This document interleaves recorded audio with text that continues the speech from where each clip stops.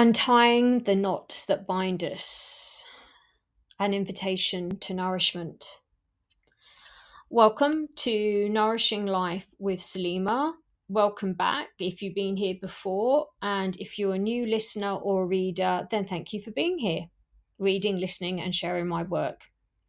My hope is that you may benefit in some small way from the insights and practices that are provided through this journal and podcast to help you navigate your personal and life's ever-changing landscape.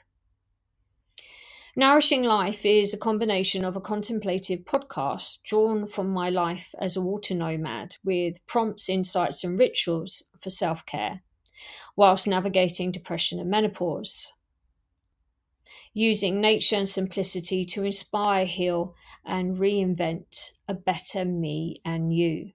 Coming to you from my floating home in nature on the Great River Ouse, Cambridge. This week, the invitation is to simply learn how to unbind yourself. A simple experience that has deeper significance, a practice to nourish neuroplasticity, and the 3 psychic knots disruptors that bind us. And right at the end, news of an in-person gathering. All drawn from lessons of practical boating in learning knots, something that I was reminded of this past weekend. Alongside a deeper introspection from some of my old Uni Neuroscience notes, also read this weekend and found and read, and sprinkled along the way with some yoga philosophy. This is how this piece came to be. So this past weekend, we've been cleaning and tidying our larger boat as we're getting ready to sell it. And while we did this, we came across many things, one being a big cupboard of rope, knotted rope. Since moving onto the water just before the pandemic and having a mooring, I've had to learn how to properly tie ropes, whether it be to my then kayak or now to the larger boats we have. The kayak mooring was just about doable, but mooring the other 2, well, let's say it's still a work in progress, as my fiancee would agree. He, an experienced sailor and boater, makes it look very easy and is very patient with me, I have to say. Watching him try and teach me about knots, though, is quite fascinating to me. While I'm aware that there are some people who just get it, in other words, those who can watch a demonstration once and then do it themselves straight away. In this instance, there are others like me who take a little bit longer to catch on, shall we say, and to remember the steps to tying a particular knot,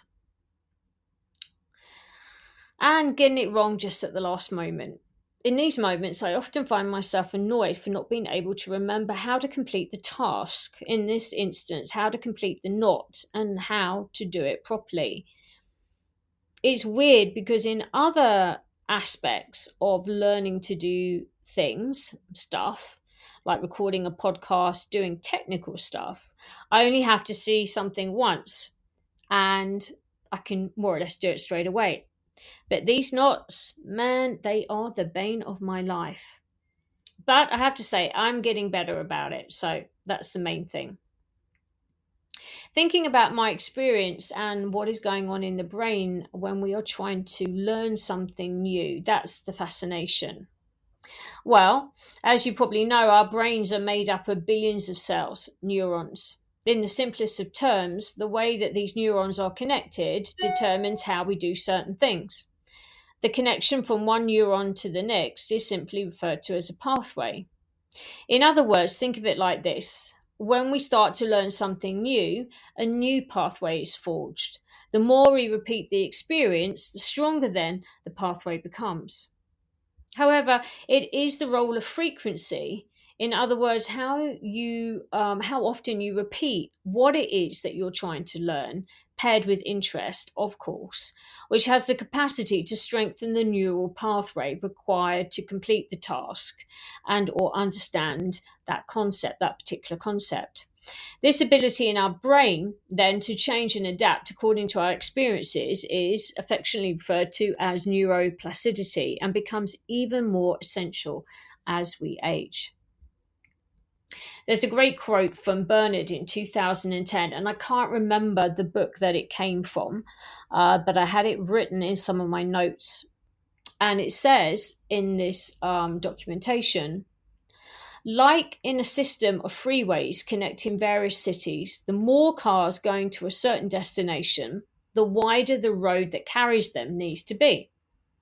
The fewer cars travelling that way, however, the fewer lanes are needed. Over time, these connections become thick, hardy roadmaps that link various parts of the brain, and stimulating one neuron in the sequence is more likely to trigger the next one to fire. Bernard, 2010. Binding and the mind. Minds are felt both mentally and physically, of course. To me, they represent a form of restriction.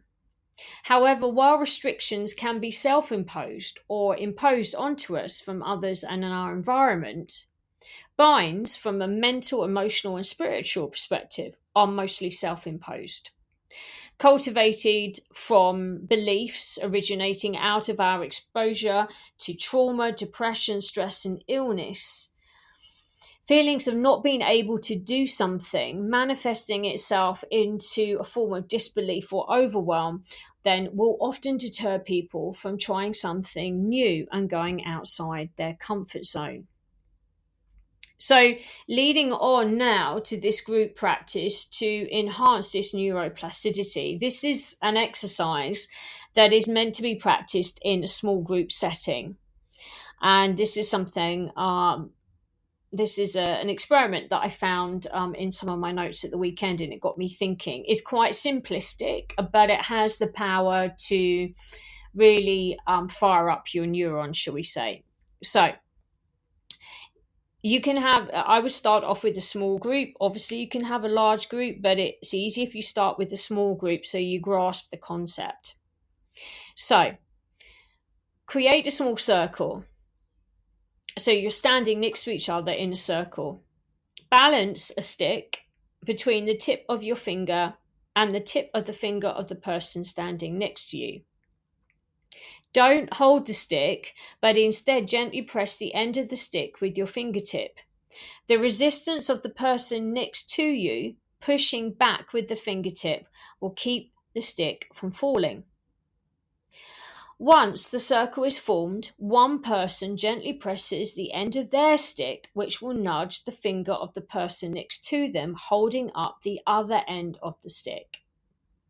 Then, when you feel your stick nudge one side, to then pass the nudge around the group or around the circle.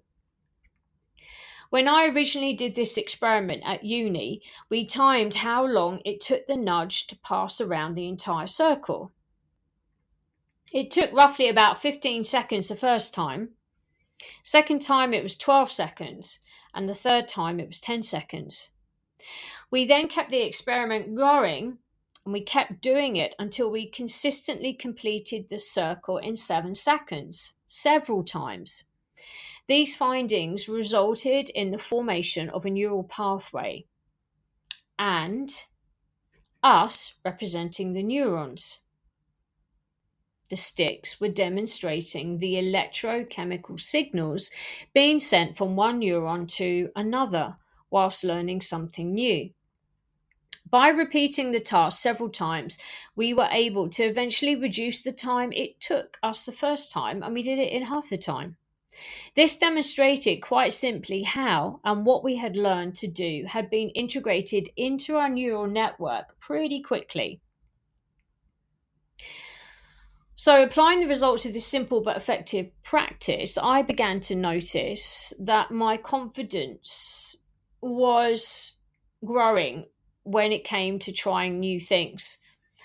or trying to understand more complicated things like statistics, which is obviously, if you study psychology, is something that you have to do. I was often, after doing this experiment, I often found myself being less judgmental about myself if I couldn't grasp it or do it well or understand it the first time around. Instead, I reminded myself that it was basically just the case that my pathway hadn't been built yet, and if I worked on repeating something frequently, that it would get better. Untying ourselves holistically. So it's often when I think about these restrictions, knots and binds, I am reminded of the philosophies behind certain yoga poses, and a theme that was and is always woven into the fabric of my physical classes and workshops. You'll know that if you have taken them with me. So in Sanskrit, there is a word called granthi. It's roughly translated as a knot. And in the yoga anatomy and philosophy, should we say, there are three of these deemed to be psychic knots situated in the astral body. In other words, the astral body, that which we cannot see but can feel. And it is these three psychic knots which are often interpreted as disruptors to our energy flow, blocking our energy centers, the chakra system, if you know it. There are three. First one is at the location, the base of the spine, called Brahma. And the psychology here is the fight or flight response, survival, and development. The second location, Vishnu, is between the navel and the heart. Behaviors here are compassion, love, power, and ego. The third one, Rudra, is the location between the center of the forehead and the crown, representing unity, oneness, and connection. In yoga, there is a practice to pierce through these knots, and that is the use of the practice of the bandhas. Bandha being an energy lock, which there are 5 in total. I'm not going to go into that too much in this piece. You can go off and research that if you're more inquisitive. It is said that the application and the practice of bandha can often help loosen blocked energy and help relieve an anxious mind and a diseased body. I'm not going to lie, binding poses in yoga can be extremely challenging due to the range of motion and flexibility required. However, psychologically, they can also help teach us how to loosen our grip of what we believe is possible and show us how to breathe through discomfort, cultivating space and freedom. There is a picture on the Substack written piece that will show you what one of those poses looks like. Eliciting neurochemistry through practice. So when we talk about changing the chemistry in our minds, we are really talking about the importance of frequency, repetition, skill learning, as well as curiosity to try and learn new things, helping us emerge with new understandings and reducing self-doubt and fear, which, after all, surely becomes the real reward of any practice. In-person gathering. As we come to the end of this podcast, this mini nugget of nourishment, as I like to call it, I just want to tell you about an in-person gathering that I am hosting on April the 5th. And for those who may be in or near the location of West Wickham, Bromley, it's only about a 30-minute train hop from London, and it's a wonderful opportunity to come together in person for a small and intimate gathering, exploring how to feel whole again through embodied practices, journaling, and dialogue. Now, if you've been listening or reading my things for a little while, in this workshop, we will be combining a physical practice a strengthening and conditioning physical practice along with some journaling.